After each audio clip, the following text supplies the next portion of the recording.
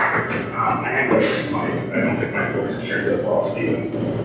So, as Steven was saying, we had a really cool event lined up for you today about the role of virtual reality technology in mental health. First, let me just introduce myself.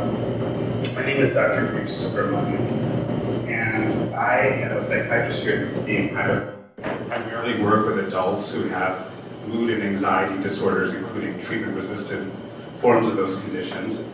I'm also on the board of directors of this lovely organization that's putting on this event, HackMentalHealth, and I'm a clinical advisor at Spring Health, which is a startup on the East Coast. So, most of us, when we think about virtual reality, we don't tend to think about its applications in healthcare, I imagine. But as it turns out, virtual reality has a foothold in several areas of healthcare already, including surgical visualization, surgical treatment planning of complex operations, training of surgeons actually, and rehabilitation of traumatic brain injury and strokes, as well as chronic pain disorder. But today, we are going to talk about the application of virtual reality technology with a focus on anxiety disorders and mental health. And I'm joined today by our co-presenters, Dr. Janie Hong. Janie hails originally from Vancouver, British Columbia. She has a PhD in clinical psychology from the University of British Columbia. She was a research fellow at Stanford University previously. Currently is an assistant clinical professor at UC Berkeley and has a private practice in the East Bay where she provides cognitive behavioral psychotherapy services for patients with anxiety and mood disorders. I'm also joined by Dr. Scott Satkin, who has a PhD from the Robotics Institute from Carnegie Mellon University. He is where he studied computer vision and machine learning. He's currently the Chief Technology Officer of Limbix Health, which is a venture-backed startup here in the Bay Area that's making virtual environments for treatment of a variety of mental disorders. And previously, Scott was a senior engineer at Google, where he worked on the teleportation project. Okay, so most of us probably have some sense of what anxiety is.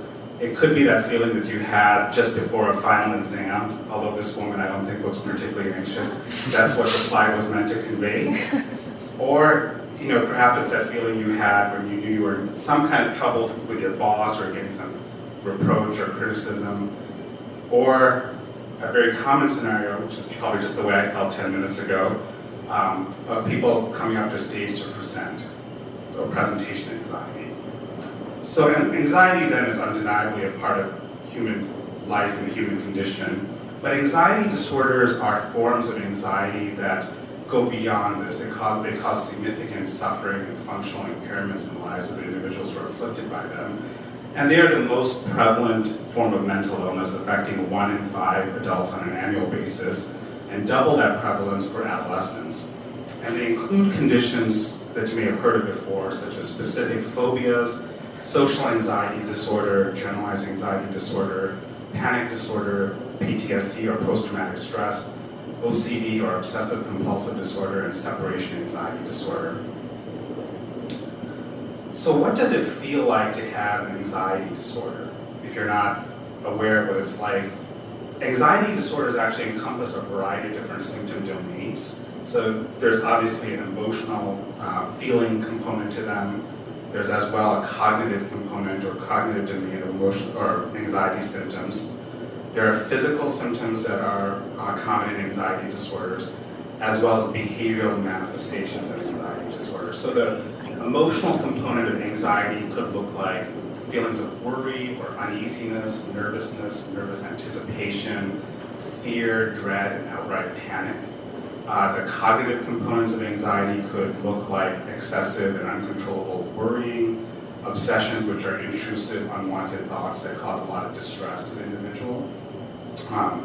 It could look like your mind going blank. I don't know if anyone's had that experience when they're so anxious they just can't think. Their mind just sort of goes blank.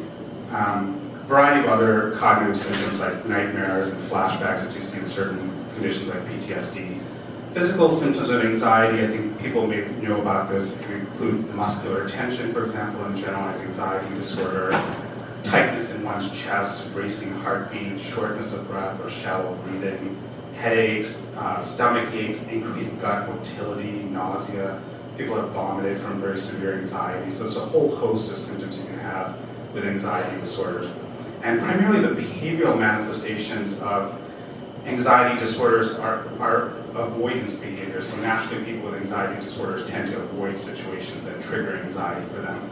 But other behavioral manifestations of anxiety disorders include compulsion, such as excessive hand washing, for example, and contamination type OCD.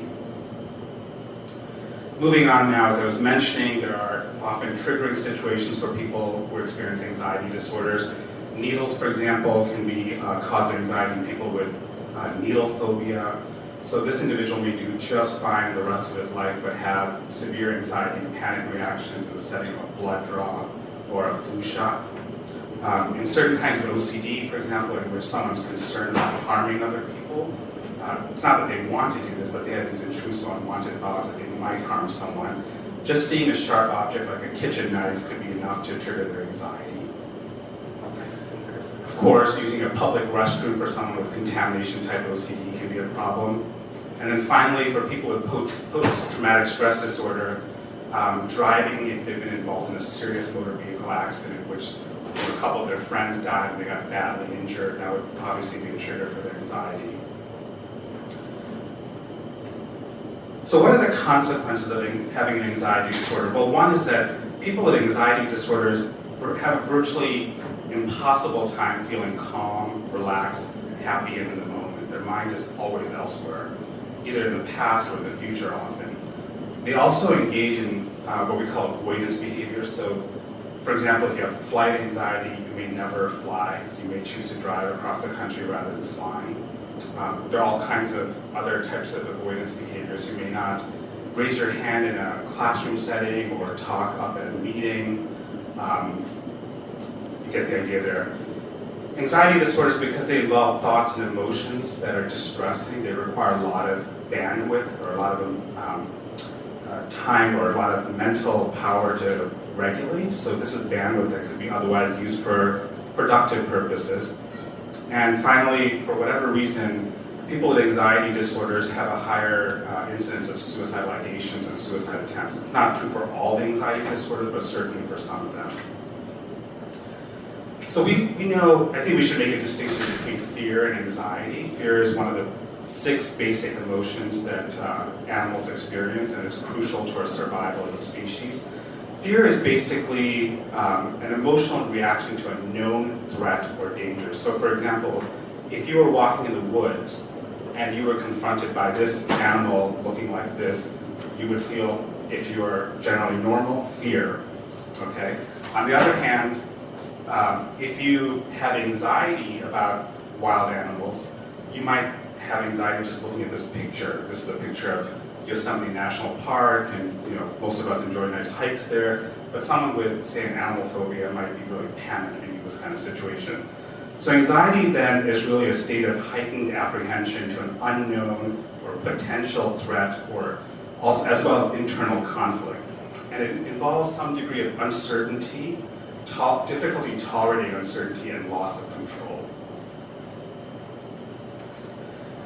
So we do know a lot about the functional neuroanatomy of fear and anxiety now through early lesioning studies in animals, as well as electrical stimulation studies in animals. This is an image of a rat head with an electrode in its brain.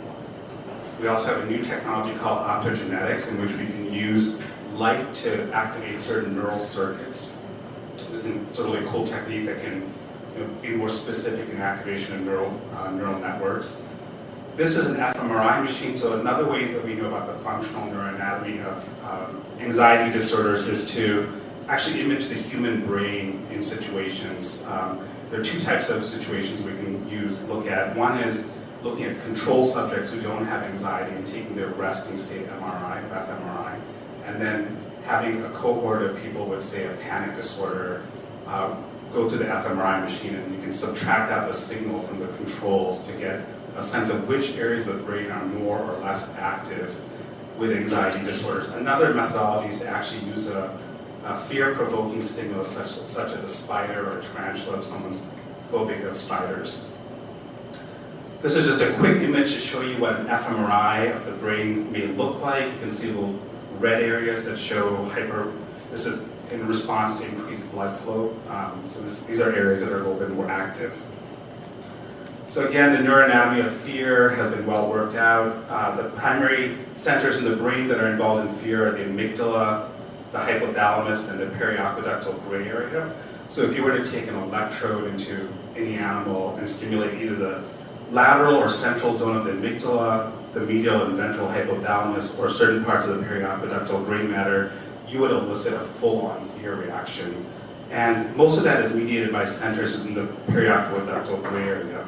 This is responsible for, among other things, your fight or flight reaction, as well as freezing reactions. The neuroanatomy, however, of anxiety disorders is more complicated than this. So it's not just the fear network that we just spoke about, but typically when you do fMRI studies of anxiety disorders, you see other areas that are important. And these include the prefrontal cortex. I don't have a little laser pointer here, but I would show you. It's this area right here. The anterior cingulate cortex, which is this area right here. The thalamus, which is this structure right there.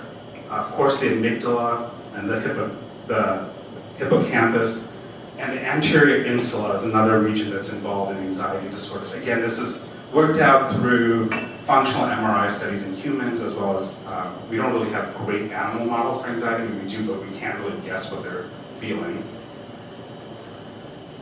So moving on a little bit, I'm going to talk a little bit about the treatments for anxiety disorders. These are evidence-based treatments. So among the evidence-based treatments for anxiety disorders include certain types of antidepressant medications, the SSRI and SNRI antidepressants. So they include things like Prozac, Paxil, Zoloft, Celexa, Effexor, Cymbalta, Prozac. I'll tell you a little bit about how they work in a minute. Another evidence-based treatment for anxiety disorders is cognitive behavioral psychotherapy. And we also have mindful meditation, which can be a treatment for anxiety. There's some others that I haven't listed here, like exercise. So today we're going to be talking about a particular subset of CBT called exposure therapy. And this is an evidence-based treatment for conditions such as specific phobia, social anxiety disorder, panic disorder, OCD, and PTSD. The way our understanding currently of how CBT works and how exposure therapy works is basically all sensory information, or particularly the visual and auditory information that we receive through our brains, gets integrated in a structure called the thalamus, which is a relay station in the brain. That information then is sent to the prefrontal cortex, which I talked about a little while earlier, as well as directly to the amygdala. And our current understanding of how CBT works is by improved prefrontal cortical regulation of the amygdala. So often when you do functional MRI studies of people with, who have had CBT for a phobia or an anxiety disorder, one of the things that you'll notice is that their amygdala activity is lower and their prefrontal cortical activity is increased, implying that there's some kind of modulation from the prefrontal cortex to the amygdala. This is an image from a study that looked at spider phobia. So these are phobic patients before their treatment, after their treatment, and control subjects. You can see this is supposed to be pointing to the amygdala. They have amygdala hyperactivity. After their exposure therapy, that's damping down, that's not visible anymore, and similar to control subjects. And finally, just quickly about how medications work. So we talked about this top-down effect of CBT onto the amygdala. Medications probably work by a different mechanism. They primarily work, well, SSRIs, for example, target a protein called the serotonin transporter.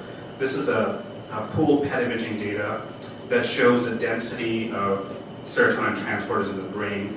Red is a higher concentration, so as you can see, most of the serotonin transporters are in the brainstem. This is what we call the brainstem, in a particular region that they call the midbrain.